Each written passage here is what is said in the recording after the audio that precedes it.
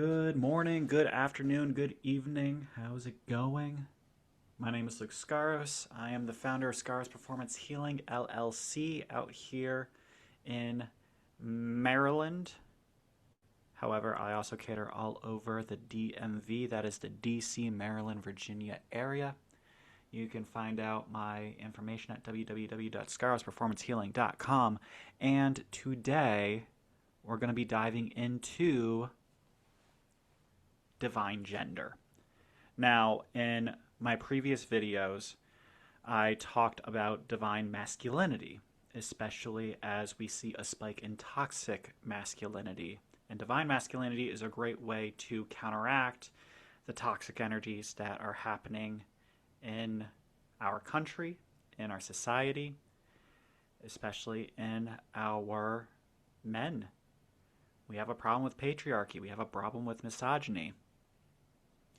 Let's try to break it down. So we're going to break it down with divine gender. Now, what exactly is divine gender? First of all, regardless of religion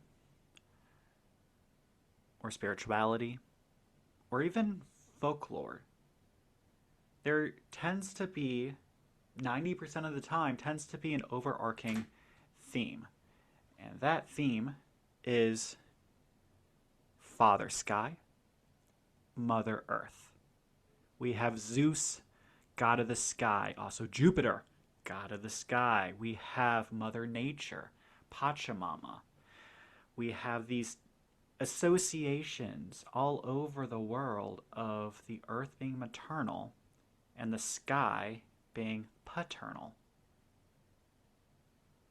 Now, the big takeaway here, you get rid of the earth, humans aren't going to survive. We need to be grounded on something. We have the earth. You get rid of the sky, we can't breathe.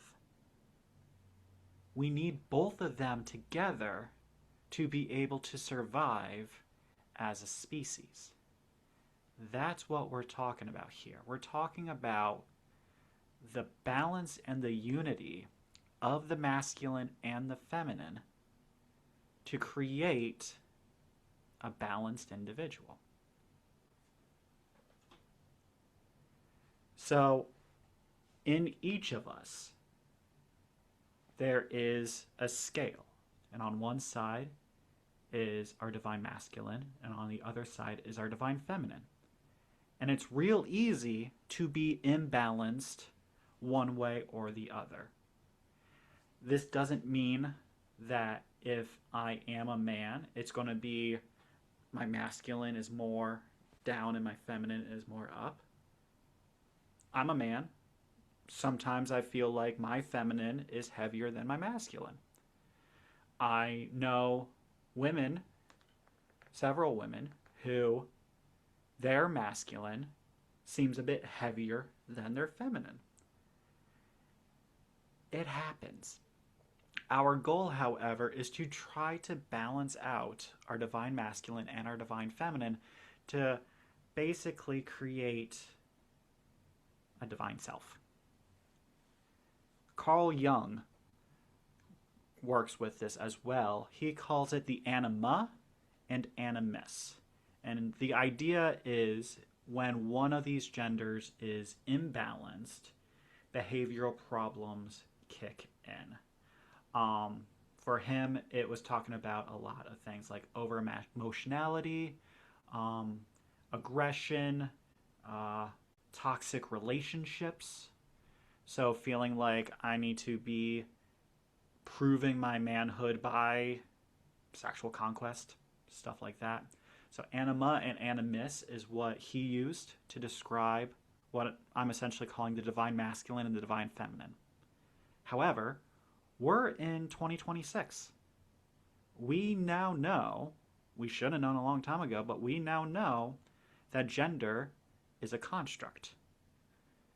We knew this if we listened to our indigenous brothers and sisters when Western civilizations first came upon this land, because they believed that gender was a construct, but because of our patriarchal colonization, that practice wasn't integrated into our foundation of civilization. So now we need to reteach ourselves that gender is simply a construct. So if you are watching this and you don't want to think in terms of masculine and feminine, that's absolutely no problem at all. In other societies, we use the yin yang, the idea of two opposite energies coming together to creating a whole. It's like a dualism. We have two different things that might seem opposite, but when we bring them together, it actually works really well. One of my favorites is also solar and lunar. So, the idea of the directness of solar, we have direct solar beams. We have it very regimented, very structured. We know when the sun rises and when the sun sets. That tends to be more along the side of masculine similarities. We also have father-son in some religions and spiritualities versus the moon. We've heard Mother Moon. At the same time, especially in indigenous cultures or nomadic cultures from ancestors and generations ago, the moon was ever changing. We have lunar cycles where it's changing its face. Sometimes the moon is blocking the sun. Sometimes the sun is blocking the moon. The moon is not as structured. There's some chaos. There's some mystery. And so we have associations with feminine energy. Hecate in Greek mythology, there's a lot of connections between the god of witchcraft and the moon because of this mysterious, plus there's a pull to it because we're pulling the ocean tides and things like that. So we have solar energy and lunar energy if we don't feel comfortable using masculine and feminine. And I'm very interchangeable with these two. However, one of my favorite examples that isn't masculine and feminine is Dionysian and Apollo. So Nietzsche, the philosopher, writes about Apollo artists and Dionysian artists, or Apollo thinkers, Apollon thinkers, and Dionysian thinkers. And one great reference to this is the play Red by John Logan, where he talks about the structure of Apollo, because Apollo is the god of music, and music needs to be structured. Even those that play improvisationally like jazz, there still needs to be an understanding of music theory, an understanding of the rules of how music works, and chord progressions, and specific riffs that you want to be able to use. We have the rules, and we're applying the rules to this art form. That's very Apollo. That's everything's in its box. By the way, Apollo is also god of the sun, so there's another connection there. Versus Dionysus, which is the god of theater, the god of wine, and the god of frenzy and chaos. Some ceremonies for Dionysus would be going into the woods or going out into nature and just dancing frenzically under the moonlight. Debauchery, drunkenness, streaking. These chaotic moments. And so, on paper, and especially the point of the play Red was these felt very opposite. We had Mark Rothko, who was the literal color is in the literal box, versus someone like Jackson Pollock, where you punch a few holes in a can of paint, throw it on a string, and create this chaotic masterpiece. Polar opposites. However, one thing that I was able to learn when I went to the Temple of Delphi in Greece was the connections between them. And this is a specific plaque from the museum that's in Delphi. And it's going into the myth of Apollo and Dionysus. So basically, the Temple of Delphi is where Grecians would go to visit the oracles and to hear their prophecy. And Apollo was one of the gods of soothsaying. And so the myth basically goes, in order for Apollo to be acknowledged as the one who purifies and as a god of the oracles, he first had to go into self-exile in order to be redeemed for the murder of Python. In memory of this voluntary retreat, Apollo left Delphi each winter, and Dionysus took his place. The connection between these two seemingly incompatible gods, the Apolline harmony, the Dionysian frenzy, clearly symbolized the balance of the Pathian Apollo provided by imposing justice instead of self-redress. So the excitement and the eureka moment of, even during ancient Greek mythology, they understood the connection, the commonality between this order and this structure and this everything's in its right box and the beautiful chaos and frenzy. The gift of we need both in order to grow and develop as human beings. Yes, we need our structure, but we also need to be able to be exposed to chaos and frenzy for our learning experiences and to be able to help us move forward with our own individual identities and our own communal identities as well. So right here, we have our reframings. So on the left, we have the toxic stigmas of masculinity. It's right behind my camera, so I might be poking my head over to the side here, but we have emotional suppression right off the bat. The idea that boys don't cry, men don't cry, stiff upper lip, all that sort of stuff. It's in my family for generations of the, are you okay? Yeah, I shot myself with a nail gun, but I'm not going to cry once sort of thing. Dominance and control. The idea of the male being dominant, and to be dominant is an attractive quality. Andrew Tate, we need to conquer, right? All that. The priority of logic and stoicism over emotion and impulsiveness. It's a big masculine stigma.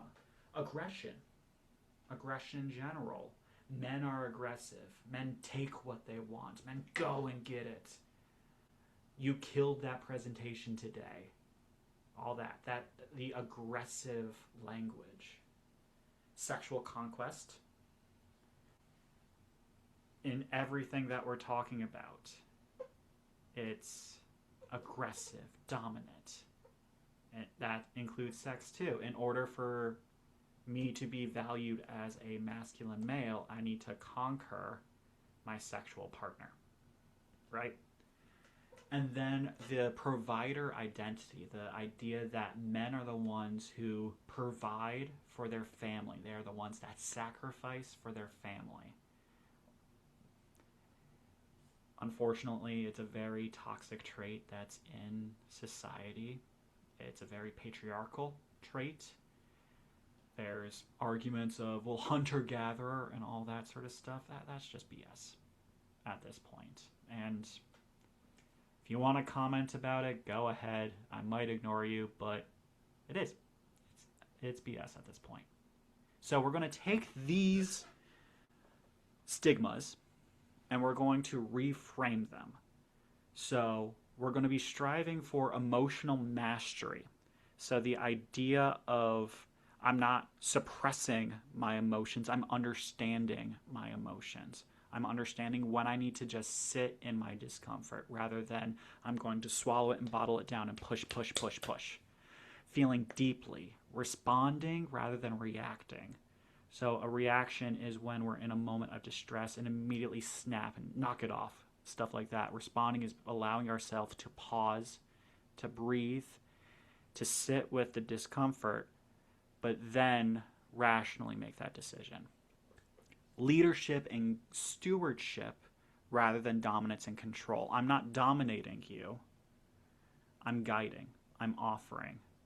I'm trying to care for. These are the qualities of a good leader. It's the graphic that we saw floating on Facebook a couple years ago. The difference between a leader and a boss. A boss tries to dominate. A leader tries to lead. And that's exactly what we're talking about here. They're the ones that protect. They're the ones that empower. They're the ones that guide. The goal isn't me being in charge. The goal is all of us being able to move towards something better. Grounded in independence as well as interdependence. So rather than I'm relying on rationality, logic, stoicism, I'm allowing myself to be grounded in the situation, to be connected with my emotional roots, my spiritual roots, the earth. I'm allowing myself to be okay independently. Like, it's okay, I got this sort of thing. But also the interdependence. So this is great for families, groups, and relationships where it's, I'm also comfortable in who I am, that I'm able to trust you to take charge as well. And we're able to work together. And we're able to create an interdependent relationship where it's the duality of I can be by myself and I can be with you as well.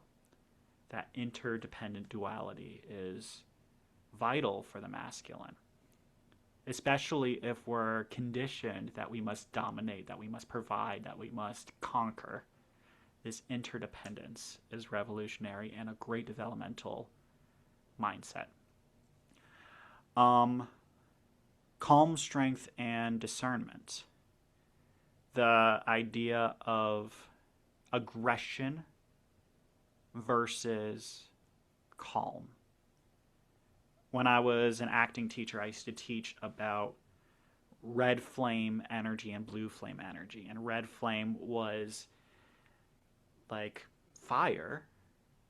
It looks big, it looks wild, it looks all in your face, but it's less of a temperature than the smaller blue flame that has a higher temperature point.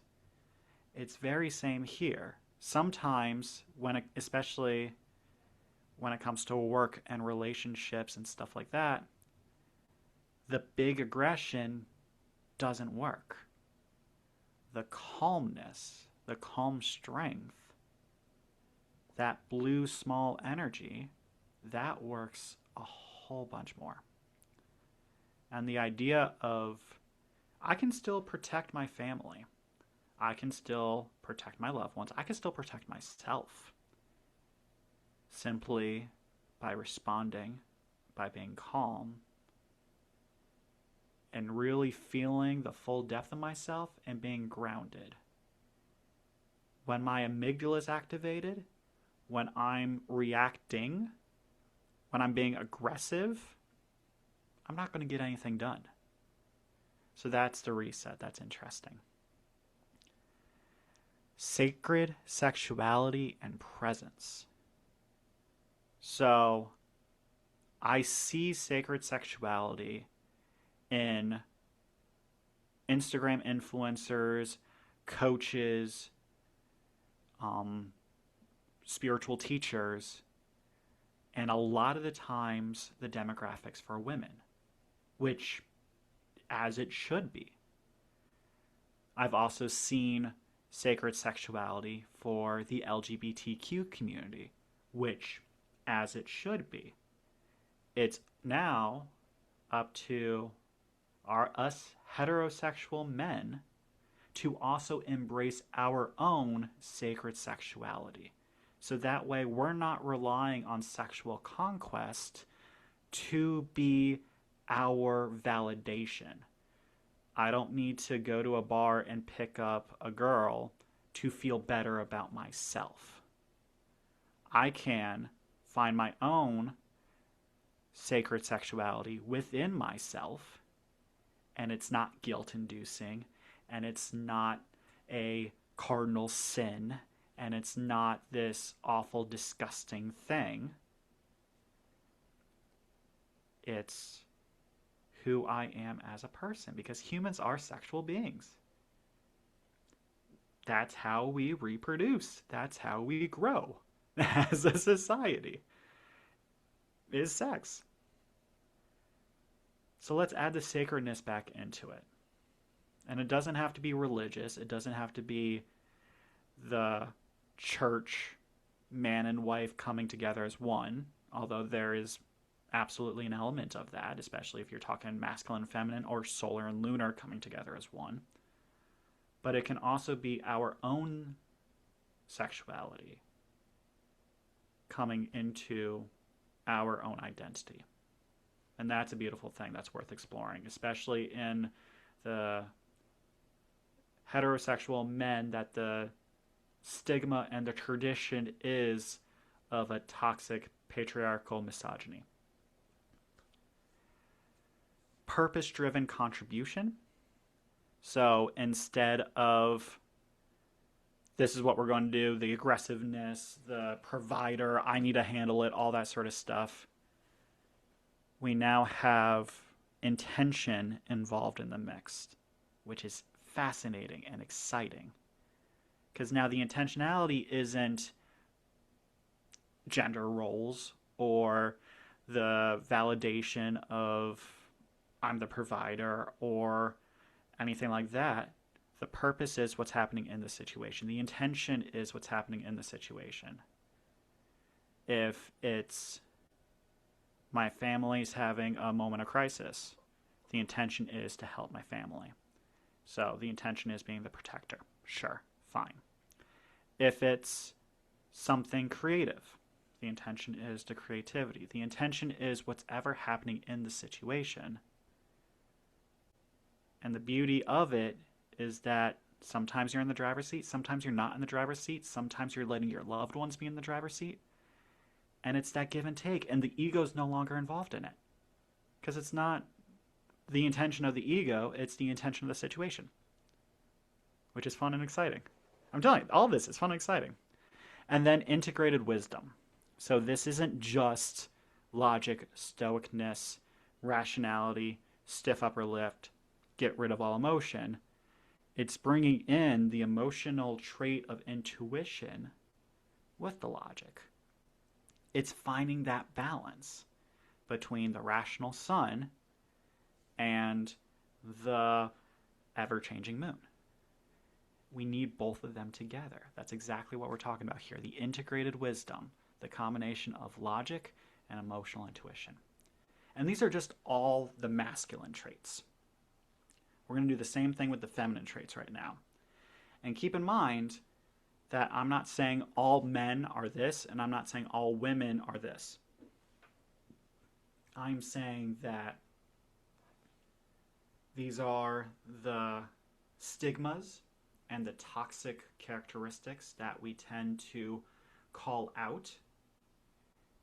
And we're focusing on the reframings and taking both of those reframings and bringing them together.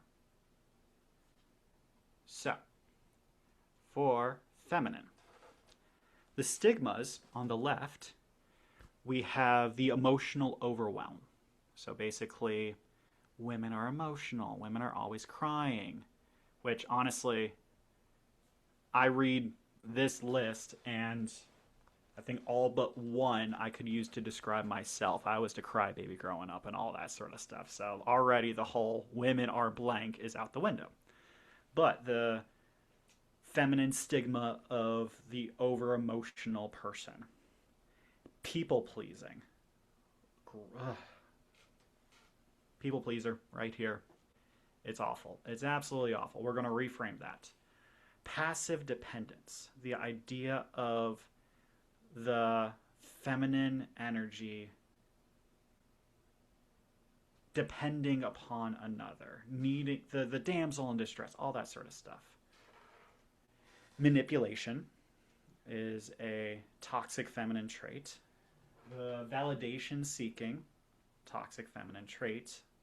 Look at all the The toxic men on Instagram calling out, oh, you're just attention seeking, oh, all that sort of stuff. That's what we're talking about here. Victim identity. I said this as a phrase of excitement for me. The question of why does this always happen to me? In this mindset, it's victim blaming. It's, oh, everything's happening to me. I'm the victim. Why is this always happening to me? If we're able to reframe that as an opportunity for development, oh, that's interesting. I'm in a cycle. Why am I in a cycle? Why am I keep getting drawn to the girl that cares more about what's in my wallet than what's in my heart? Stuff like that. Those cycles, those are clues for our development instead of being in our why does this always happen to me mindset. Then the final one, chaos. This is the patriarchal stigma created around feminine energy, all the way back to the Greeks and the moon. The moon doesn't have the same face 2 nights in a row. It's ever changing. It must be chaotic. Witches are chaotic. Witchcraft is chaotic. All that negative stigmas is that feminine energy of chaos. So we're going to reframe these as well. So our invitation, it's not that women are overly emotional. It's not that if I have feminine energy, I am overly emotional. It's we are striving for the emotional intelligence and attunement. I know who I am and I know how I feel. And it's now taken it to, I need to stop crying because men don't cry, to I'm in touch with my emotions, and that is a superpower. Just let that settle. That's an awesome one. Self-honoring compassion. So this is our reframe from people-pleasing. And as a people-pleaser, I can say, this is terrifying. It's terrifying. Going from decades of, if people say I'm a good person, that makes me feel good, to I'm going to protect myself and put my own needs first. That is so scary. Think about how many times authority members in society call you selfish for wanting to take a break. It's not you, it's society. It's our capitalistic mindset. It's the Christian system of oppressing. That's what's doing the people pleasing. It's not that you're a bad person. So, reframing that to how do I honor myself and give myself the compassion I need, so that way I can then go and continue love and support for the people that I need to love and support, and let go the people that I don't need to love and support.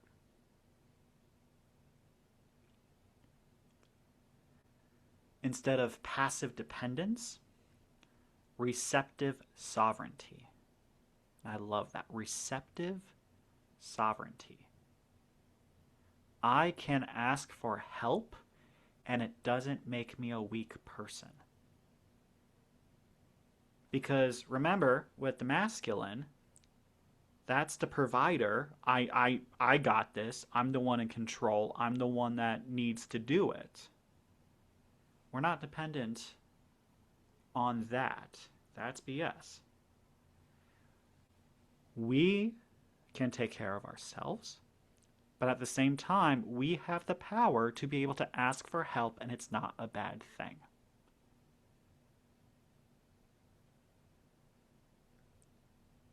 Authentic expression. This is instead of manipulation and instead of attention seeking, we are being true to ourselves. We are being true to our identities.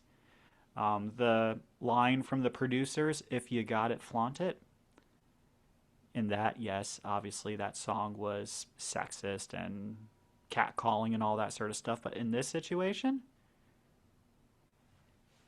show off, flaunt, be the peacock that's able to flutter the feathers and strut. Because you have that power. You are beautiful, you are strong, you are powerful.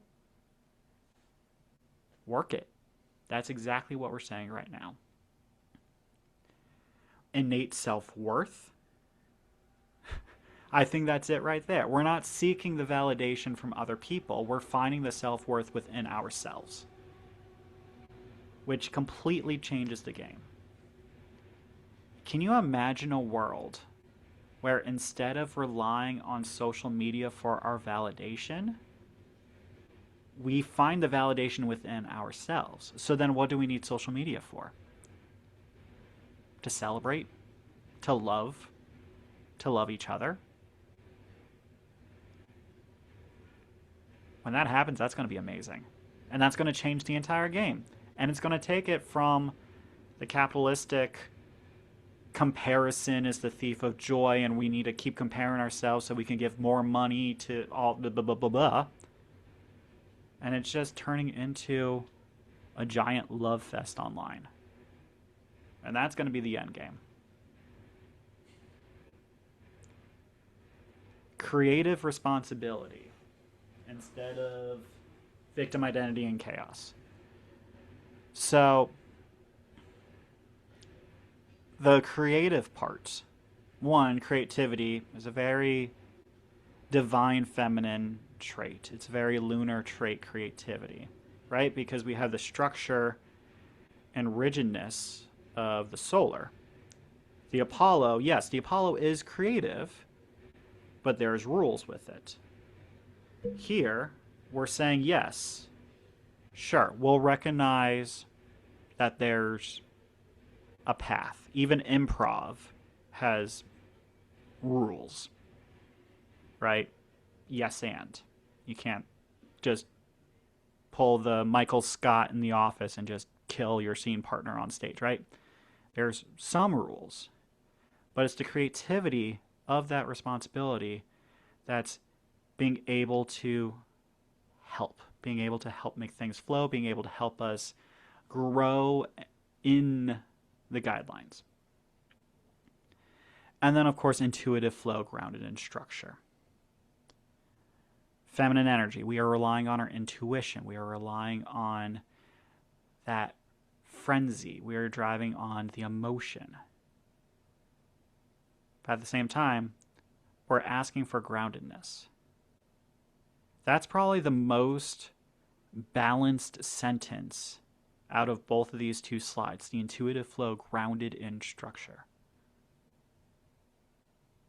Speaking of, we're going to take this and we're going to see what it all looks like completely balanced together. So, I don't like this format, but that's okay. To the left, we have all the masculine traits. To the right, we have all the feminine traits. So, direction, but with flow. A river is only going to flow one way. I'm sitting next to the Potomac River right now. It flows from the west to the east. There's not going to be a day where it turns around and goes the other way. However, it still has to flow. If a tree falls in the river isn't going to just stop in its tracks. It's going to figure out a way over the obstacle. If there's a curve, it's not just going to stop. It's going to go around the curve. We need the direction too, but we also need that flow. Otherwise, it's not going to mesh. We got structure, and we got adaptability. We can follow the rubric, but in order for us to grow and develop, we need to be able to adapt. I just had a flashback to my teaching days because they love their rubrics. Absolutely. But if you just copy the rubric over and over and over and over again, you're not going to push yourself for further development. I just wrote a blog about me in the Christian church when I was a kid, and I felt like I wasn't able to grow because I had everything memorized. I was able to recite the Nicene Creed by heart. I was able to recite most of the books of the Book of Common Prayer by heart. You're not able to grow if you have the structure down so much that you're not able to adapt. You're not able to apply it to other situations. You're not able to take it outside of the church and into the real world. Because when are you going to use the Nicene Creed in the real world, other than having debates about the Gnostic Bible and stuff like that, which is one of my favorite debates? So, structure, adaptability, presence and attunement. So, being present, sure. But yeah, there's also a little bit of that intuition being applied in there. Notice that attunement's on the feminine side, the mother's intuition and all that. I don't know, I find that interesting. So bringing that and applying it with here and now, present moment, rigid, linear, boom, right? Protection and nurturance. I, as the self-identifying he, him male of my family, macho, T-bone steaks, football on the TV, which I do neither one, but that's neither here or there. I have the power to protect. I also have the power to nurture. I have the power to protect myself. I don't want to talk to you. Get away from me. I have that power. I also have the power to nurture myself. I'm exhausted. I'm going to spend a day in the living room just watching bad TV. I can provide for my family. I can also care for my family. I can provide for myself and also care for myself. That balance is going to be a giant game changer as we go forward. Action and creation. Notice this has nothing to do with aggression or dominance or conquest or anything like that. It's action. To do something. It's very solar. I keep picturing the rays of the sun, and on a hot summer day, you can feel the rays of the sun on your skin, on your neck, on your back. It's very direct. Versus creation. I immediately went to The Artist's Way by Julia Cameron. How much does she talk about just sitting there, and the action of doing nothing is an action? The creation of just the morning pages where I'm not even going to think about something with an intended purpose. I'm just going to write. That's not an action. It's a creation. This is a really cool one, especially for artists. I mean, I identify as an artist. That took me a lot to say. My mind is very action-based. I need to write a full play, and I need to get that play produced, and I need to make millions of dollars, so that way I can say, ha ha, see, I made it. It's a very being able to sit and recognize that it's a creative process and that we are creative people, that is such an amazing superpower. And when those come together, that's where the success comes in. We need the drive, because otherwise you're just sitting there like a stereotype of Cheech and Chong or something like that and just not doing anything. So you need the action, but too much of the action, you don't have the creation. And then, of course, clarity and depth. The clarity, the logic, the rationale. Yeah, we need to be direct. We need to be clear. But if we're just direct and we're just clear, we're not developing. We're not being grounded. we're not pushing ourselves. The depthness is what's challenging ourselves to move forward. So having those two come together. I hope this helps. I also thought it'd be fun to try to look at examples of characters that have a pretty good divine masculine and divine feminine in them. Immediately on Google, you type in divine masculine, it goes to religious figures. Jesus of Nazareth was an exceptional divine masculine, meaning that he had the perfect balance of all these masculine traits and all these feminine traits.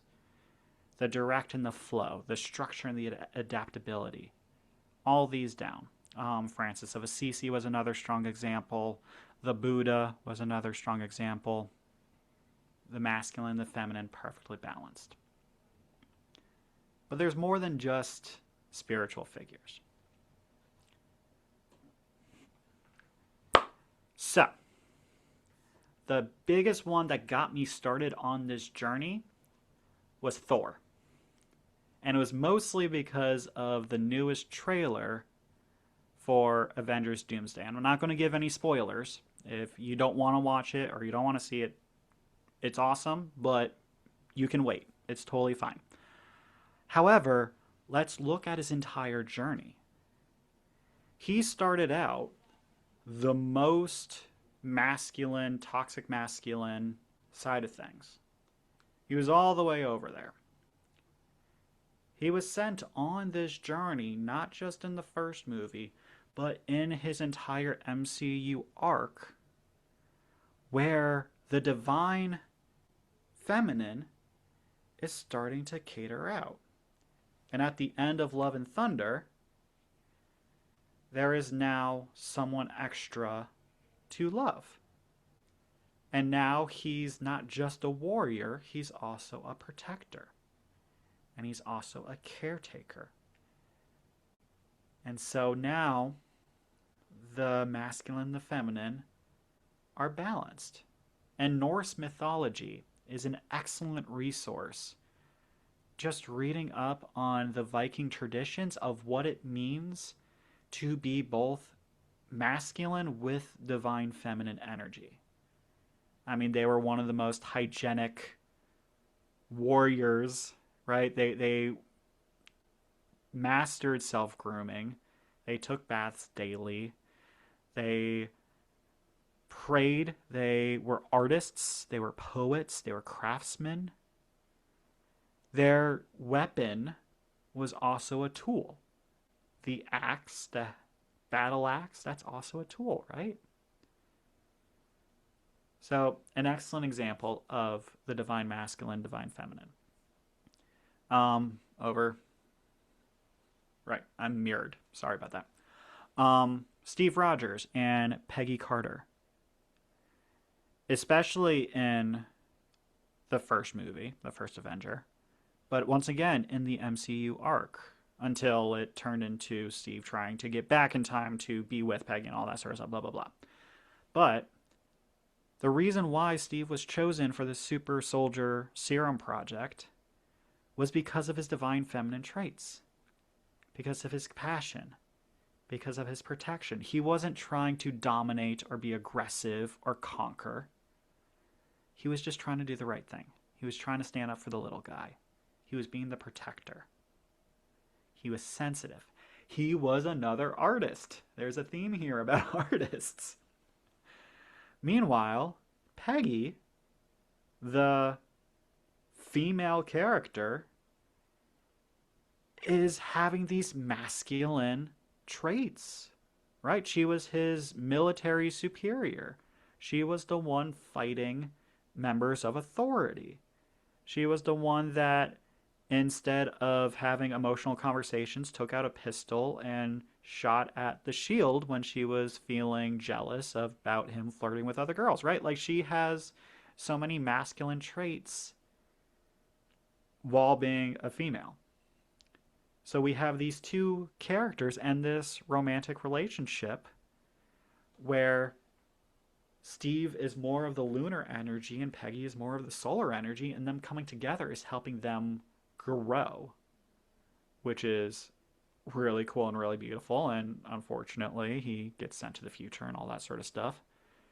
And even then, if you look at Peggy Carter, the TV show, a lot of her story arcs are divine masculine traits, right? She builds Shield and makes it this superpower that it is before Steve gets thawed out of the ice.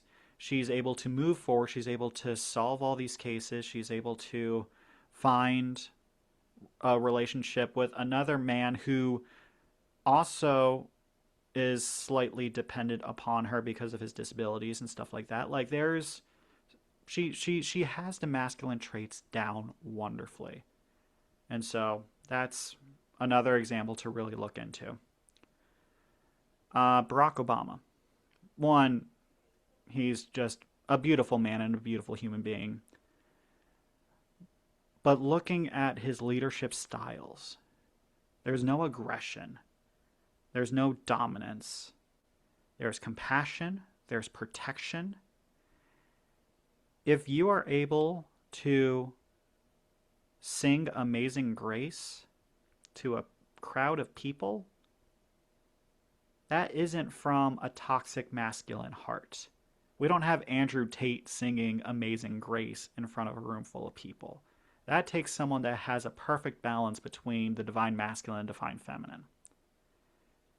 Right there, perfectly beautiful. And the way he talks, I can do a whole presentation about just how wonderful he is for hours and hours and hours, but maybe I'm a little biased. I don't know.